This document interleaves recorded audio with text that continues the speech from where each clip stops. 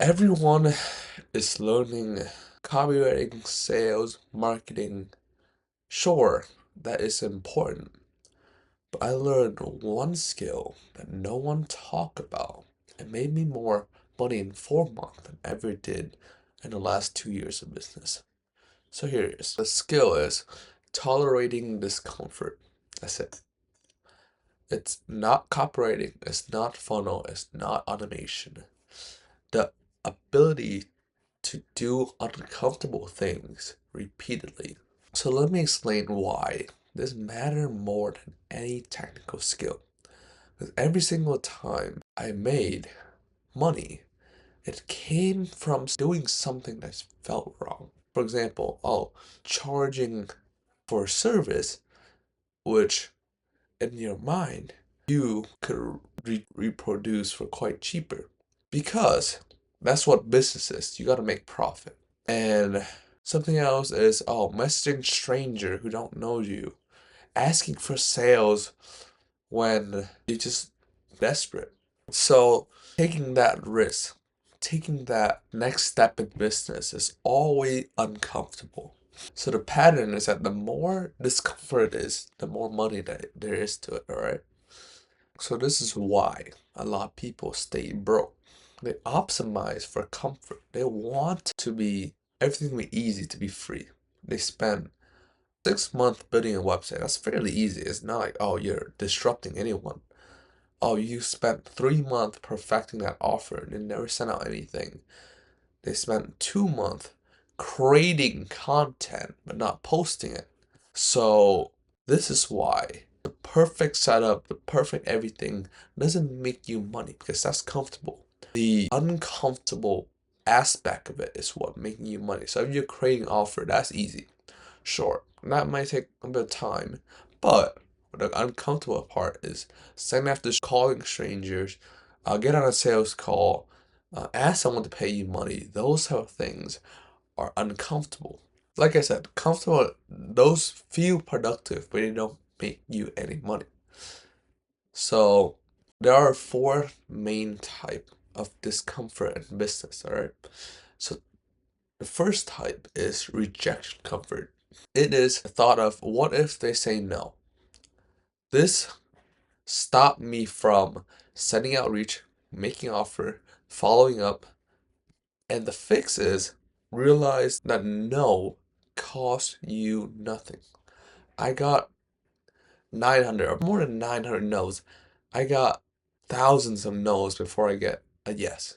And that one yes made me 20, $30,000. So if you prioritize, how do I reduce a no instead of trying to increase a yes, you'll be in a sea of misery. Never think of a no as an insult to your personality.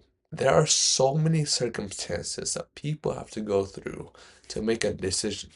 A salesperson only make it so that they see that your decision is the best one, is the closest one. And there is so much variable that play into closing a deal that you can't say that, if they say no, it insults you. That's how it is. So never take a no personally and always try to optimize for yes. All right. Type 2, pricing discomfort. You always think that, what if they think I'm too expensive?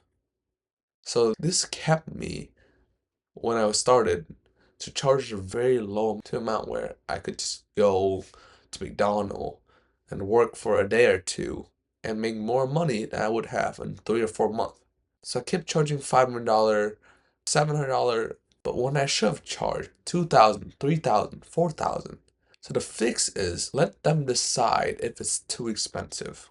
In your mind, think of the most expensive number that you can put on your product and time that by 1.5. That's the number that you should be pitching to everyone. People will, if they don't flinch at the price, you are not selling correctly. You are not pricing correctly. If they, this is cheap, so this is cheap, so they don't put any commitment in it. They don't even try to look at it. Since these are so cheap, I can just do whatever with it. They don't respect you. And when you price your product too expensive, you can focus on the values. If you can match the value to that price that you put, they will benefit more from it than you reducing your price and reducing the values. A lot of people will say no, but the one that say yes, the half that say yes, will pay 5 times more than the one that say no. Like I said, you have the same close rate, but you have 5 times revenue. So one of your sales is equal to your 5 last sales. Type 3, visibility discomfort. What if people judge me? What if I look stupid? So this stopped me from creating content, sharing my work, being public about my business. And to really fix this, think that nobody watching are watching as close as you think. And think about it, if the one is spending time judging you and they're not paying you, who's putting the food on the table? You are trying to put the food on the table. Doesn't matter if they judge or not. You are trying to make a living. Type 4. So the last type, confirmation discomfort. What if they get mad? And this often stopped me from firing bad client, firing unproductive employees, putting boundary down, and asking essentially for what I'm owed. So the fix is you should prioritize protecting your business over protecting their feeling. Bad client costs more than they pay. That's the one thing that I've learned. They cost more than they pay because they're always putting them in while not giving you any money. And you change so much of the system to the point that even if they pay for another 20 for 40 months, you'll still be in a loss. So it's better just cut those and just spend the rest of the resource on acquiring new and better client. So that's the main force of discomfort, and you need to learn to handle these because it will help a lot in your business life and in your real life. So that's pretty much it for this video. If you want 5 to 10 qualified client every single month automatically, check out my course in the description below. It's called Auto Seller course, and it will help you set up a system to get 5 to qualified client every single month.